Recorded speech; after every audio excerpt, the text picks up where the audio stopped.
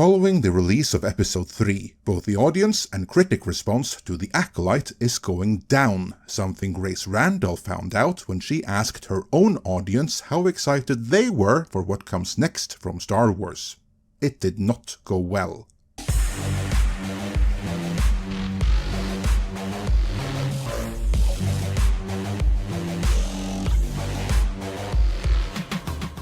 Following the release of the third episode of The Acolyte, something funny happened on Rotten Tomatoes. The critic score, previously in the 90s, dropped down to the 80s, while the audience score, previously in the 30s or high 20s, depending on how long it's been since last they purged negative reviews, has dropped down to the low 20s and even high teens. In other words, the trend is clear. The more they see of it, the less both the audience and the critics like what they see.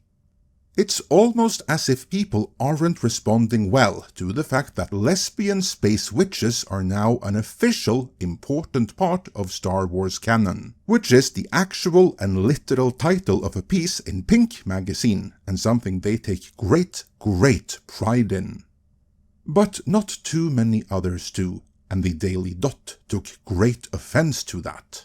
They wrote about the Star Wars fandom in the piece "The Acolyte Hate Proves the Star Wars Fandom is Just as Toxic as Ever." And this piece asks the question, are these people really fans of Star Wars at all?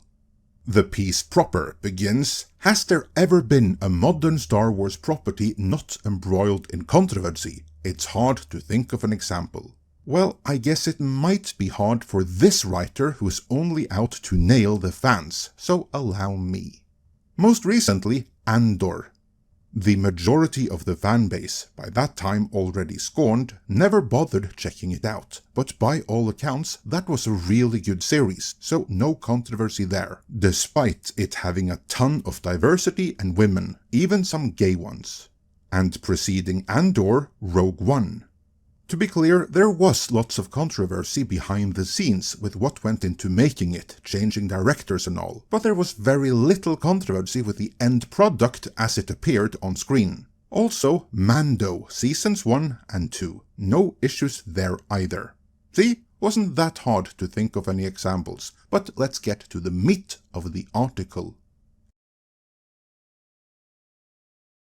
The Acolyte has reanimated long-standing debates in the fandom that have been circulating at least since The Force Awakens. While reviewed positively by many critics, the series was review-bombed on Rotten Tomatoes by angry internet users and supposed Star Wars fans. This is false, as there is no proof of any such review bombing, but moving on. These haters refer to anyone who positively reviewed the series as shills, accusing critics of being in the pocket of Disney and lacking all credibility, a common accusation among fans. This is true, and these accusations are so prevalent for a reason.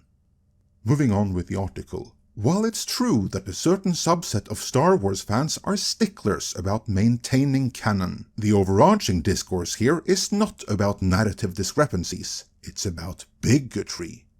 It's not just that there's fire in space, it's that fire in space is what happens when you put a chick in it and make it lame and gay. Well, how else would you explain fire in space then, article writer lady? Go on, give me a better explanation. No? Ain't got one? Moving on then. Such anti-woke fans are quick to distinguish themselves from the masses. Take note of that. The anti-woke distinguish themselves from the masses. They call other fans Disney Star Wars fans and make a sharp distinction between the franchise before and after Disney, implicitly hating on anything that falls into the latter category.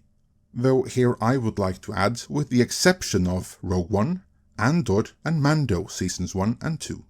Moving on with the article, the underlying assumption here is that Disney fans lack discerning taste, don't care about franchise lore, and are more interested in diversity and representation than accuracy or logic.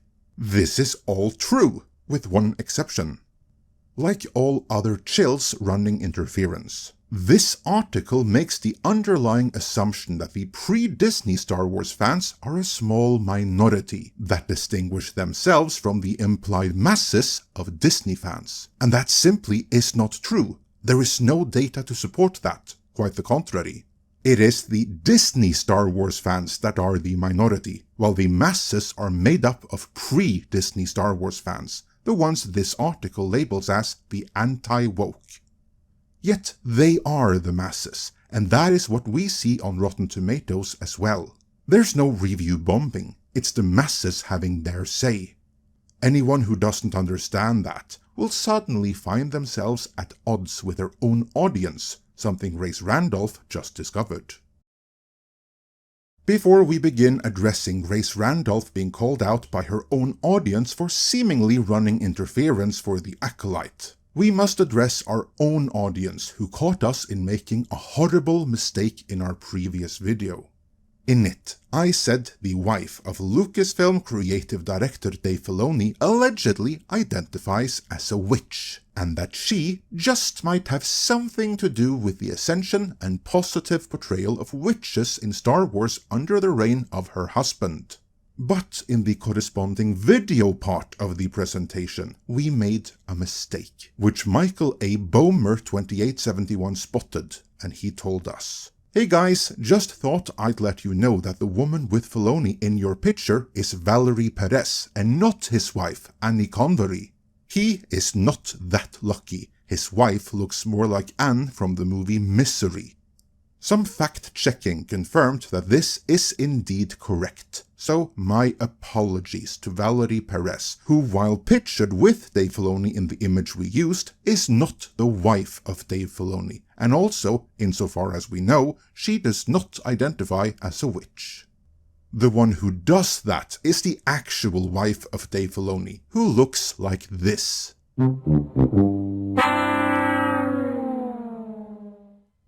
And yeah, I kind of can see the similarities to Misery. You know, this movie based on a Stephen King book where a psycho lunatic keeps a writer hostage and forces him to write to her liking. But anyways, let's move on to Grace Randolph. Not only did her own audience kind of turn on her in the comments to her video defending the Acolyte and interpreting it so well and so thoroughly that you could be forgiven for thinking she had gotten a cheat sheet from Disney marketing. And not only did her own followers call her out for accusing fans of having been mean to the Squid Game actor, which there is no evidence ever happened. No, on top of that, she also hosted a poll in which she asked, "Are you interested in any Star Wars going forward?" And while anyone could reply, the ones most likely to see this poll in the first place are her followers. So this should give a fairly good view of where her audience stands. Now, Grace has been very forgiving towards not just the Acolyte, but many, not all, but many prior Kathleen Kennedy productions as well. And so you'd think her audience would be as well. But here there is a disconnect. Because of more than 17,000 respondents, more than half voted, "No, I'm done." And getting the most support was Favreau's Mando and Grogu movie, and less than a quarter of respondents were interested in that.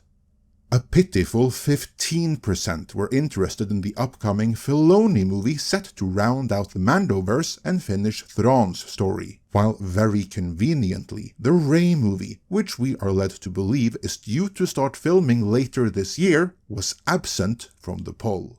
I would have loved to see how many were excited for that one, but I guess a number of others might rather not know.